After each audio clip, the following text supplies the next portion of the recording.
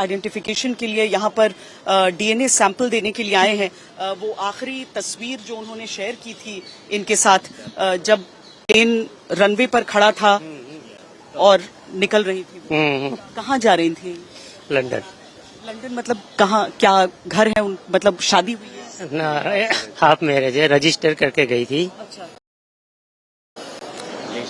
कितने साल की है आपकी बेटी? 24।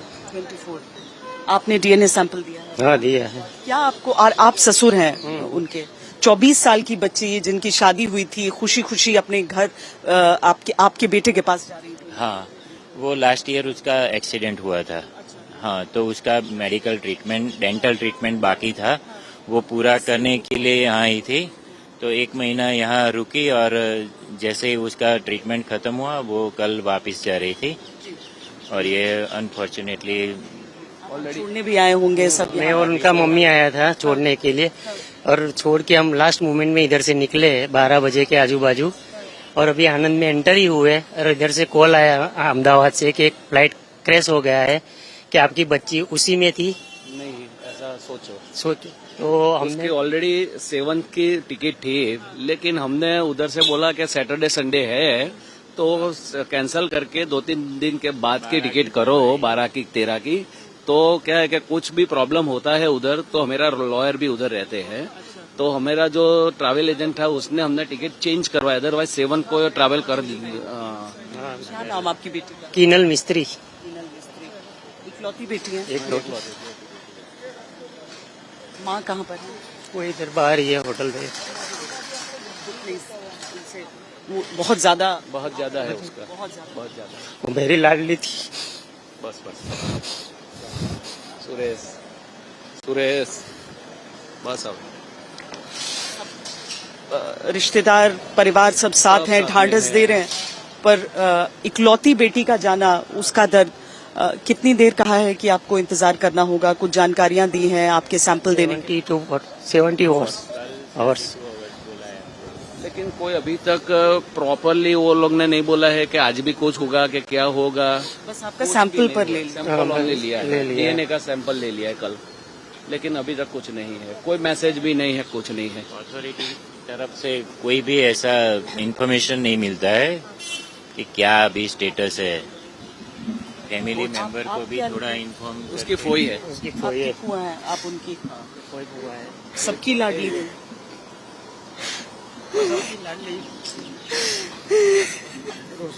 बस एक परिवार के दर्द को आप सिर्फ समझ सकते हैं, आप केवल ढांढस दे सकते हैं, लेकिन जो व्यक्ति चला गया एक ऐसे हादसे में जिसमें कह रहे हैं कि टिकट तो दूसरे दिन का था, हम ही ने कहा कि आगे बढ़ा दो, लेकिन देखिए किस्मत को, नियति को यही मंजूर था कि जिस तारीख की टिकट दी गई, जिन्हें खुशी खुशी छोड़कर एयरपोर्ट पर परिवार वापस लौटा, आनंद का रहने वाला यह परिवार, उसके बाद रास्ते में ही उन्हें यह सूचना मिलती है कि वो प्लेन तो टेक ऑफ करते ही क्रैश कर गया है।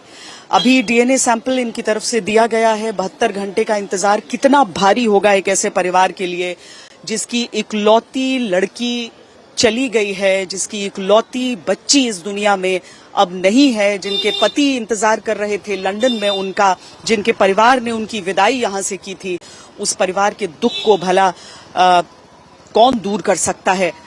ये बस प्रतीक्षा कर रहे हैं कि उनका जो शरीर है, उनका पार्थिव शरीर इन्हें सौंप दिया जाए, ताकि कम से कम कुछ हद तक एक क्लोजर उनके जीवन में रहे कि वो पार्थिव शरीर उन्हें दे दिया गया है। बहरहाल पूरा परिवार और सारे जो लोग यहाँ पर आए हैं वो सब इसकी प्रतीक्षा कर रहे हैं। तो सडनली 5-10 सेकंड कैसे लगा जैसे स्टक हो गया वो।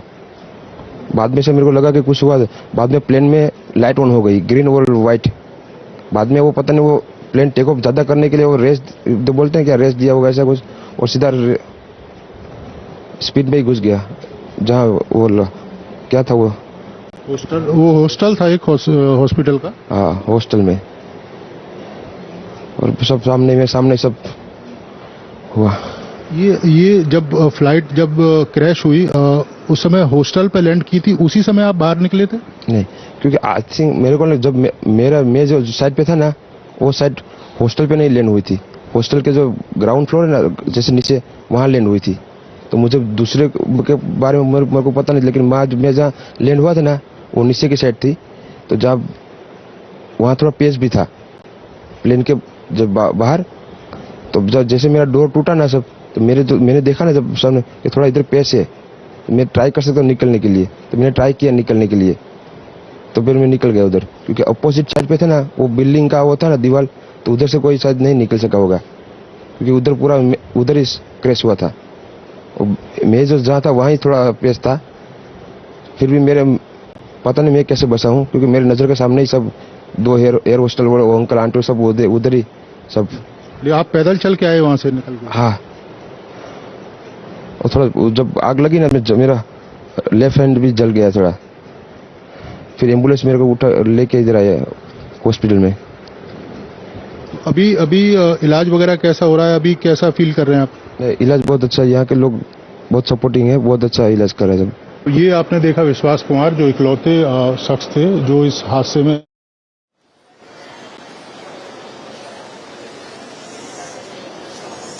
तो जो इकलौते सर्वाइवर थे उनकी बातों को आपने सुना, और उनकी हर एक बात को, हर एक शब्द को बहुत इंटरेस्ट के साथ सुना जाएगा, क्योंकि उसमें बहुत सारी चीजें अभी समझ में आएंगी। अभी ठीक हमारे सामने से कुछ जो विदेशी हैं, जो विदेशी भी इस विमान में सवार रहे, इंग्लैंड के, पोर्चुगल के नागरिक जिनकी यहां पर जान गई है इस विमान हादसे में, उनके भी परिजन यहां पर भीतर डीएनए सैंपलिंग के लिए अभी ठीक हमारे पीछे से यहां पर गए हैं। ब्रिजेश दोषी भी हमारे साथ जुड़े हुए हैं। हमारे सभी संवाददाता अलग अलग पड़ाव पर यहां पर मौजूद होकर एक एक जानकारियां दे रहे हैं, क्योंकि आज का दिन बेहद महत्वपूर्ण है। और ब्रिजेश, उसमें अस्पताल के भीतर जब हम उन सर्वाइवर्स की बात करते हैं, जो घायल हैं, जो पीड़ित हैं, उनकी बात करते हैं, जिनसे प्रधानमंत्री की मुलाकात हुई, उनमें सबसे अहम उस व्यक्ति की बातें, जिनकी बातें अभी हम सुन रहे थे, यानी वो जो विमान में सवार थे और बच निकले हैं इस हादसे के बाद। ब्रिजेश,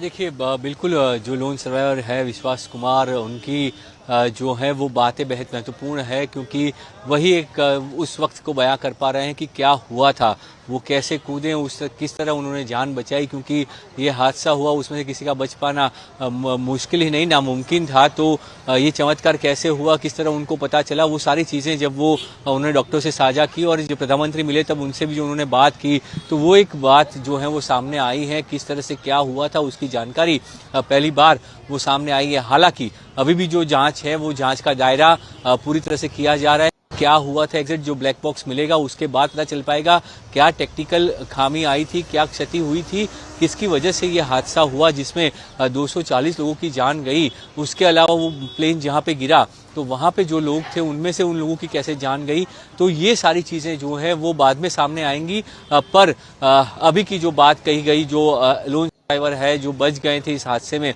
उन्होंने जो बात की है डॉक्टर्स के साथ, प्रधानमंत्री के साथ, तो वो एक बड़ी बात जो है वो सामने आई है, किस तरह से उनका बचाव हुआ, किस तरह से वो बचे, क्योंकि उन्होंने भी सिर्फ 30 सेकंड का जिक्र किया कि 30 सेकंड के अंदर क्या हुआ था, तो वो 30 सेकंड में वो कैसे बच पाए और बाकी लोग नहीं बच पाए, तो ये भी एक बड़ी चीज है कि ये कैसे हुआ था, किस तरह से वो निकल पाए। हालांकि उनको पूरी चीजें याद रहेंगी, वो कब तक वो पूरी चीजें बता पाएंगे वो देखना जरूरी होगा कि कब वो पूरी चीजें बता पाएंगे कि क्या से क्या हुआ था, पूरा घटनाक्रम क्या रहा था, तो उसके ऊपर नजर रहेगी। पर अभी वो बचे हैं तो एक जो है वो चमत्कार से कम नहीं है, उसके ऊपर सबकी नजरें हैं कि उनका पूरा बयान क्या सामने आता है, पूरी चीजें वो जो बताएंगे कि कैसे कैसे पूरा वाकया वो बैठने के बाद पूरा क्या हुआ, जो 5 मिनट का जो समय था, प्लेन टेक ऑफ कर लिया, टेक ऑफ करने के बाद वो जब गिरा है तब तक का जो समय था उसमें क्या हुआ था, वो जानकारी जो है वो सामने बेहद जरूरी है। उसके अलावा प्रधानमंत्री ने भी जो है वो सभी चीजों की जानकारी ली है और प्रधानमंत्री अभी भी जो है अहमदाबाद एयरपोर्ट पे रिव्यू मीटिंग करके थोड़ी देर में जो है वो रवाना होंगे अहमदाबाद एयरपोर्ट से, तो वहां पे भी जो है वो उस मीटिंग से क्या आता है, प्रधानमंत्री ने क्या निर्देश दिए, उसके ऊपर भी नजरें रहेंगी। ब्रिजेश, हम एक बार फिर जिनकी बात हम कर रहे हैं, जिनका बचना कोई चमत्कार और करिश्मे से कम नहीं है, जिनका एक एक शब्द हम कह रहे हैं कि सुनना जरूरी है, उनकी जो बातचीत है वो एक बार फिर सुन। प्लेन के जब बाहर, तो जब जैसे मेरा डोर टूटा ना सब, तो मैंने देखा ना जब सामने कि थोड़ा इधर पेस है, मैं ट्राई कर सकता हूँ निकलने के लिए, तो मैंने ट्राई किया निकलने के लिए, तो फिर मैं निकल गया उधर, क्योंकि अपोजिट साइड पे था ना वो बिल्डिंग का वो था ना दीवार, तो उधर से कोई शायद नहीं निकल सका होगा, क्योंकि उधर पूरा उधर ही क्रैश हुआ था। मैं जो जहाँ था वहीं थोड़ा पेश था, फिर भी मेरे पता नहीं मैं कैसे बचा हूँ, क्योंकि मेरे नज़र के सामने ही सब दो एयर होस्टल वो अंकल आंटी सब उधर ही सब। आप पैदल चल के आए वहां से निकल के? हाँ, और थोड़ा जब आग लगी ना, मेरा लेफ्ट हैंड भी